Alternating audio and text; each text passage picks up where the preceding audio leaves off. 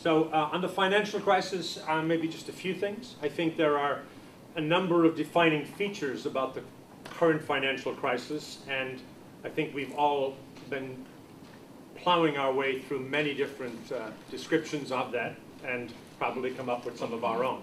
There are three features of it that I would like to point out. First, I think, is its scope, which is that it's been global in nature, which distinguishes it. The second is the scale, the fact that trillions of dollars of capital, by some estimates, some $15 trillion of capital, has been destroyed in this crisis. And third, that it involves in genesis, the crisis started at the center and not at the periphery. Right?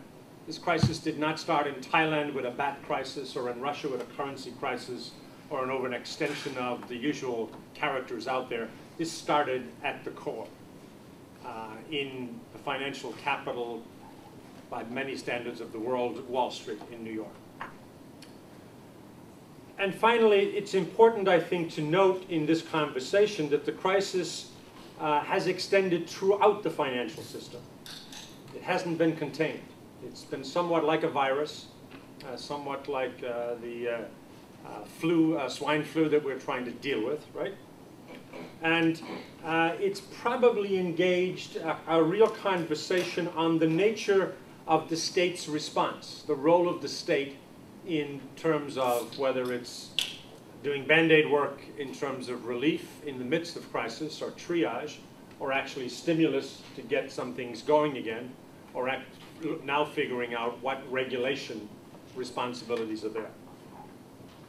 Investors across the spectrum have felt the impact of the crisis, and millions are being forced to reconsider their retirement plans, their home ownership plans, their employment security, and the adequacy of their savings to support themselves, their families, and educate their children.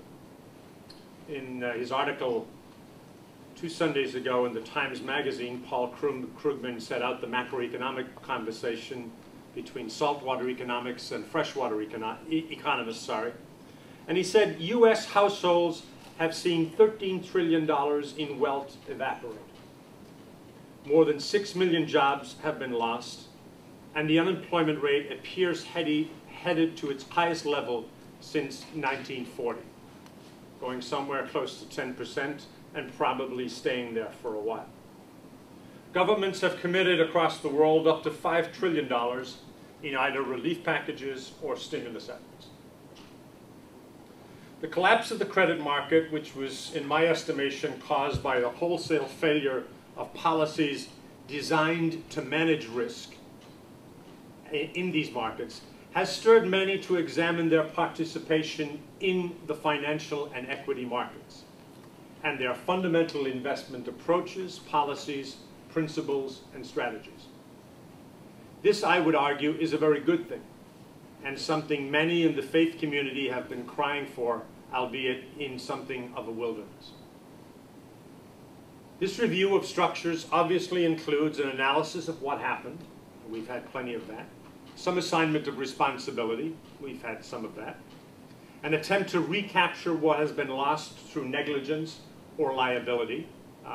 Take the Madoff case. And a consideration of what to do going forward to avoid such crises in the future. This includes, for some, an examination and analysis of the systemic risk that has been exposed and reaches beyond individual institutions and governments. So this is the big question that still remains out there. Not the individual risk of a Citibank or a Bank of America or Morgan Stanley, but the systemic risk that goes beyond any of them and refers to the virus kind of situation that I mentioned earlier. It invites a consideration of how such systemic risk can be mitigated, contained, or prevented in the future, and includes a consideration of the role of the state and its agencies for the guarantee of the system. Faith traditions, their institutions, and their followers have not been immune to the impacts of this crisis, and this experience has and should continue to surface a close examination of their principles, policies, practices, which have been informed by their tradition. As participants in the financial system and in the capital markets and in the economy, the faiths have always been challenged to reconcile the ethics of business and the ethics of the marketplace with the ethics and morals that flow from their respective traditions. And this has not been easy, if you have ever looked into this.